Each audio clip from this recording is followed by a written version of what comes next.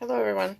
I'm just hopping on really quick, excuse me, to share something that actually a couple people, but just recently somebody has asked me how I stored my stamps and dies and stuff. Actually, she does her dies probably the same way, but stamps. So anyway, I'm going to try and do a really quick video here to show you what I do and how I did them and another idea. But let's just get started really quick. So the question is, like, I store my stamps and dies in these plastic envelopes from Amazon with the magnetic sheets for the dies, and then I just back it with a piece of cardstock, mainly so the stamps, you can see them better when they're still on the plastic they came in.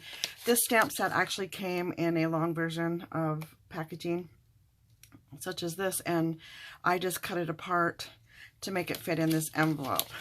I have also seen an idea, I did not do this or not have had to do this yet, but somebody had a package of stamps that was really long and wider. It was a lot of little stamps like this, hard to cut apart, so we well, what she did was she cut one of the envelopes apart and made 2 pages, trimmed them down a little bit so they would fit inside the envelope again. And then she mounted her stamps on the envelope sheet and filled the whole space. Because as you can see, it's hard to utilize every space when you do it this way. But I left them on here because they had the indicator where the stamps go and whatnot. That's not the end of the world to me if it isn't on that plastic with the stamp placement, because as long as it has something to protect the back and it's away from the paper, it works. But what I really liked about it was that all my stamps and dies, and as you can see, like all the Bo Bunnies, all the stuff we were getting from Tuesday Morning, those collections all fit right in here. Then I would just put the backing page with the information, the name of the stamp, even the price, that and where I bought it, just for reference for myself. That's might be overboard, but that's okay. That's what I did.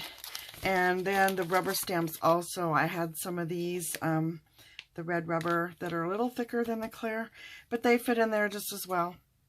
Again, you can cut down the plastic they're on and, you know, make them fit in the envelope if you like puzzle piecing. And then again, I put the thing on the back. The stamp and die sets that were matching, I just put a magnet in there. Put the magnets on the dies on the magnets and slip the little plastic of stamps right with it.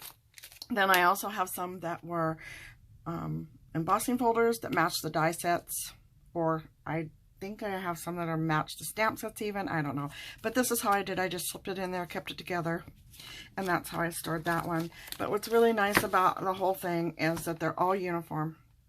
And they may not be in the original packaging. If that is important to you, that's fine. I just was more looking something that was neat and clean and easy to go through and find what I want.